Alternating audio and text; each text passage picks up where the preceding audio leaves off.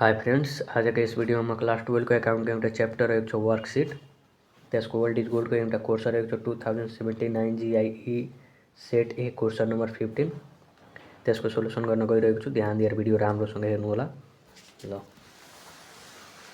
सबैभन्दा पहिला वर्कशीटको फर्मेट बनाउनु होला। Serial number, particular, unadjusted trial balance, adjustment trial balance, adjusted trial balance, income statement, return earning र balance sheet गरेर format बनाउनु होला र यसको डीआर र सीआर छुट्याउनु होला। जस्तै अनएडजस्टेड ट्रायल बैलेंस को डीआर र सीआर, एडजस्टमेंट ट्रायल बैलेंस को डीआर र सीआर, एडजस्टेड ट्रायल बैलेंस को डीआर र सीआर, इन्कम स्टेटमेंट को डीआर र सीआर, रिटर्न अर्निङ को डीआर र सीआर र बैलेंस शीट को एसेट्स र लायबिलिटीज गरेर छुट्याउनु होला।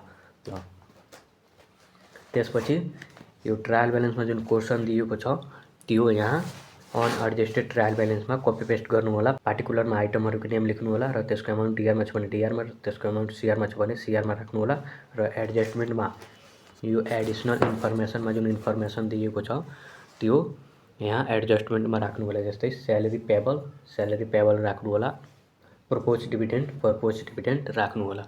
ल अब यो एडिशनल इन्फर्मेसन में दिएको इन्फर्मेसनले जोड्ने कुरा रहेको छ कि घटाउने कुरा रहेको छ त्यो तपाईले कन्सेप्टली थाहा हुनु पर्यो। जस्तै सैलरी पेबल यस्तो कुराले के गर्छ, जोड्छ। Salary payable, outstanding due, still to be paid, unpaid यस्तो कुराले जोड्छ। ल पर्पोज डिभिडेन्डको माथि हेडिङ हुँदैन। ल सैलरी पेबल, यो सैलरी पेबल सैलरीमा गएर जोड्नु पर्छ। 10,000 दिएको छ, सो 10,000 सैलरी पेबल सैलरीमा गएर एड गर्नु होला। ल सैलरी कहाँ दिएको छ यसमा हेर्नु होला। सैलरी, यो सैलरी दिएको छ यहाँ र यसको अमाउन्ट 80,000 छ डीआर साइडमा र यसलाई अब यसमा सैलरी पेबल जोड्नु छ भने यस सैलरी पेबलको अमाउन्ट कहाँ राख्नु होला, डीआर साइडमा राख्नु होला। जोड्नु छ भने यो सैलरी पेबल 10,000 डीआर साइडमा राख्नु होला, एडजस्टमेन्टको डीआर साइडमा। किनभने डीआर र डीआर जोडिन्छ र डीआर र सीआर घटाइन्छ र सीआर र सीआर जोडिन्छ र सीआर र डीआर घटाइन्छ। यति कन्सेप्टली बुझ्नु होला। ल सुल्टो जोडिन्छ र उल्टो घटाइन्छ। अब यो सैलरी पेबल 10,000 यो माथि छ भने अब यो तल माथि डीआर साइडमा छ भने तल सीआर साइडमा फेरि राख्नु होला। सैलरी पेबलको सामने 10,000 राख्नु होला सीआर साइडमा। यो 10,000 माथि छ भने डीआर साइडमा, तल सीआर साइडमा 10,000 राख्नु होला फेरि।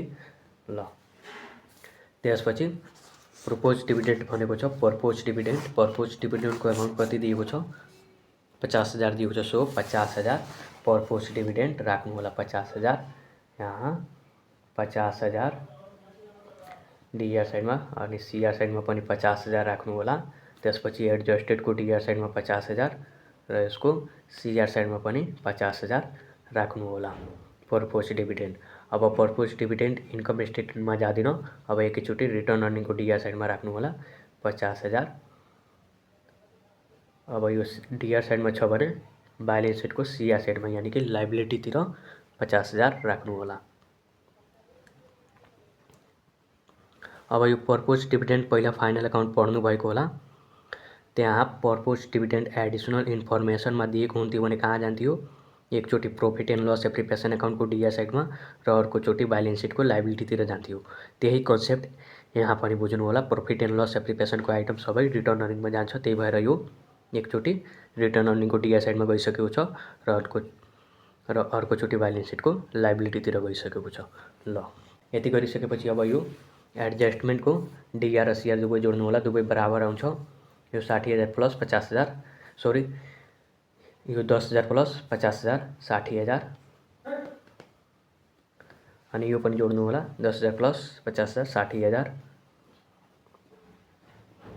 ल यति गरिसकेपछि अब यसलाई एडजस्टेड गर्नु होला।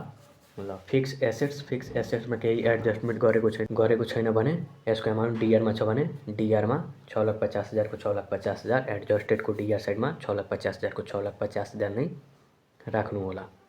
ल त्यसपछि पर्चेस दिएको छ। पर्चेसमा पनि केही एडजस्टमेन्ट गरेको छैन भने यो 2,40,000 डीआर साइडमा 2,40,000 डीआर साइडमा दिएको छ भने 2,40,000 एडजस्टेडको डीआर साइडमा नै राख्नु होला। 2,40,000 को 2,40,000। ल त्यसपछि क्याश दिएको छ। क्याशमा पनि केही एडजस्टमेन्ट गरेको छैन भने 50,000 को 50,000 नै राख्नु होला। त्यसपछि जेनरल एक्सपेन्सेसमा पनि केही एडजस्टमेन्ट गरेको छैन भने यो 1,25,000 को 1,25,000 नै राख्नु होला। डिआर साइडमा छ भने डिआर साइडमा। ल अनि त्यसपछि के दिएको छ, स्यालेरी दिएको छ। स्यालेरी 80,000 दिएको छ। 80,000 मा फेरि 10,000 जोडेको छ, एड गरेको छ। अब 80,000 10,000 80,000 प्लस 10,000 गरेर यो 90,000 हुन्छ। 90,000 राख्नु होला।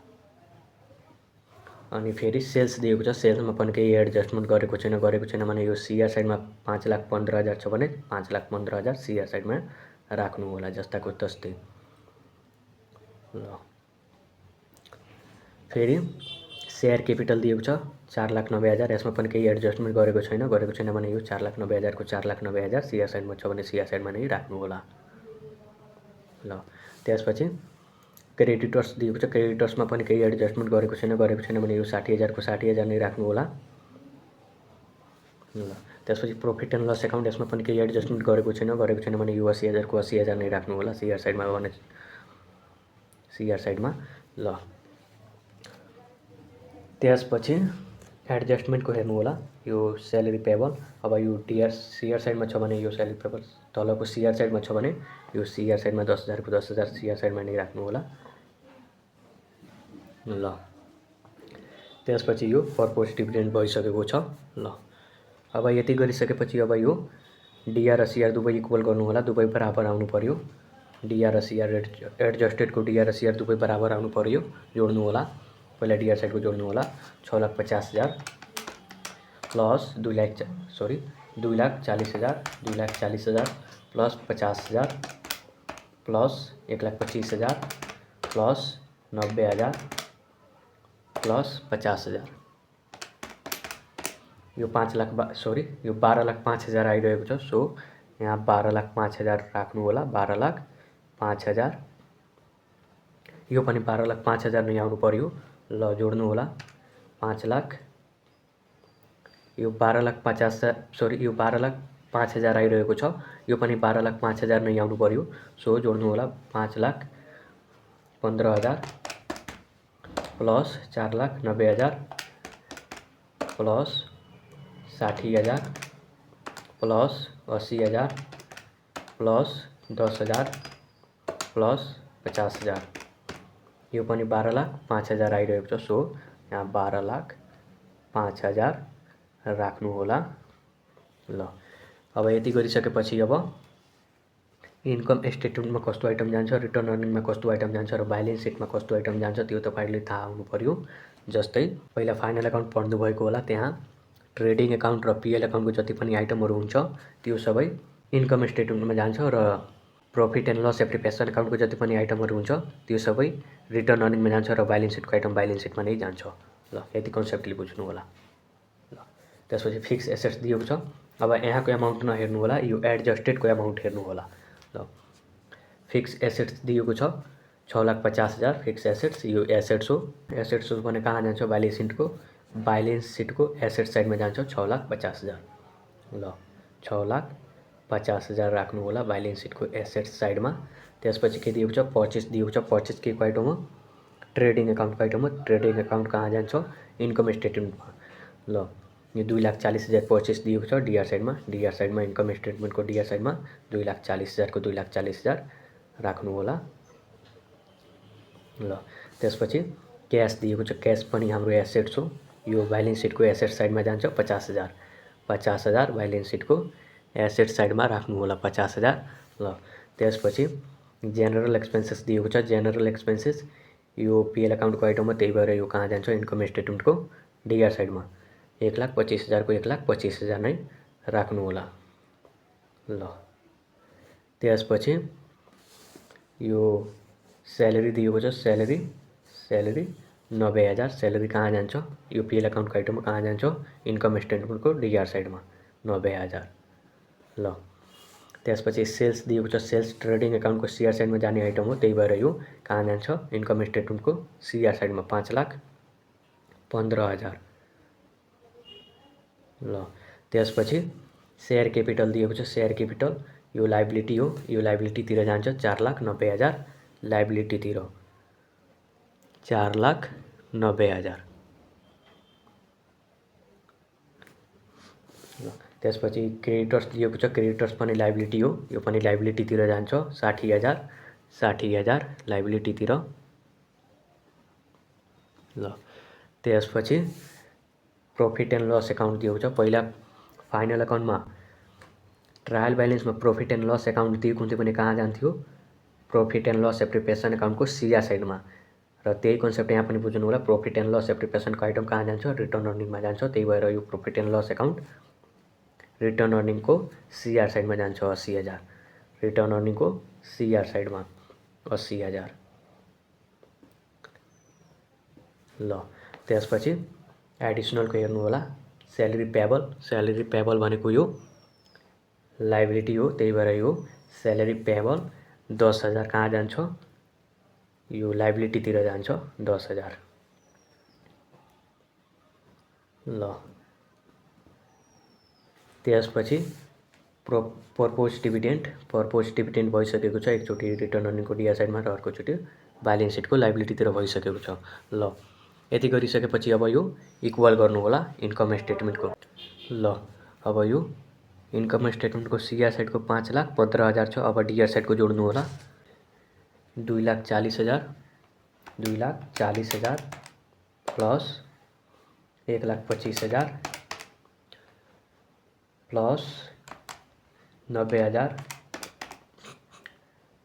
प्लस अब यो 4,55,000 आइरहेको छ डिआर साइडको, र सीआर साइडको 5,15,000 छ। सीआर साइडको बढी छ र डिआर साइडको कम आइरहेको छ। अब बढीबाट कम घटाउनु होला। ल यो 5,15,000बाट माइनस गर्नु होला 4,55,000, यो 60,000ले घटिरहेको छ। सो 60,000 यहाँ नेट प्रॉफिट लेख्नु होला, नेट प्रॉफिट इन्कम स्टेटमेन्टको डिआर साइडमा नेट प्रॉफिट 60,000 यहाँ थप्नु होला। 60,000ले घटिरहेको छ, नेट प्रॉफिट भयो 60,000। अब यो 60,000 डिआर साइडमा छ भने यो रिटर्न अर्निङको सीआर साइडमा 60,000 थप्नु होला। ल अब यो सबै जोडेर 5,15,000 हुन्छ, 5,15,000 अनि यो पनि सबै जोडेर 5,15,000 नै हुन्छ, 5,15,000। ल अब रिटर्न अर्निङको इक्वल गर्नु होला। रिटर्न अर्निङको सीआर साइडको यो 80,000 प्लस 60,000 यो 1,40,000 हुन्छ, अनि डिआर साइडको 50,000 छ, अनि यो 1,40,000 सीआर साइडको छ। सीआर साइडको बढी छ र डिआर साइडको कम छ। यो 80,000 प्लस 60,000 यो 1,40,000 छ, अनि यो डिआर साइडको 50,000 छ। बढीबाट कम घटाउनु होला, 1,40,000बाट 50,000 घटाउनु होला, माइनस 50,000। यो 90,000ले घटिरहेको छ। सो यहाँ रिटर्न अर्निङ लेख्नु होला, रिटर्न अर्निङ। म यहाँ सर्टकट लेखिरहेको छु, रिटर्न अर्निङ। यो कतिले घटिरहेको छ, 90,000 यहाँ डिआर साइडमा राख्नु होला 90,000 अनि यो 90,000 डिआर साइडमा छ भने यो ब्यालेन्स सिटको सीआर साइडमा यानि कि लाइबिलिटीतिर 90,000 थप्नु होला। ल यो सबै जोडेर 1,40,000 हुन्छ, यो पनि सबै जोडेर 1,40,000 हुन्छ। ल अब ब्यालेन्स सिटको इक्वल गर्नु होला। ब्यालेन्स सिटको एसेट्स र लाइबिलिटिज दुवै बराबर आउनु पर्यो। ल पहिला एसेट्स जोडौँ हामी, 6,50,000 प्लस 50,000 यो 7 लाख आइरहेको छ एसेट साइडको, र लाइबिलिटिज साइडको पनि 7 लाख नै आउनु पर्यो। ल यो 7 लाख आइरहेको छ एसेट साइडको। अब लाइबिलिटिज साइडको जोड्नु होला 4,90,000 प्लस 60,000 प्लस 10,000 प्लस 50,000 प्लस 90,000, यो पनि 7 लाख आइरहेको छ। सो यहाँ 7 लाख लेख्नु होला। ल हाम्रो क्वेसन सल्युसन भयो। धन्यवाद।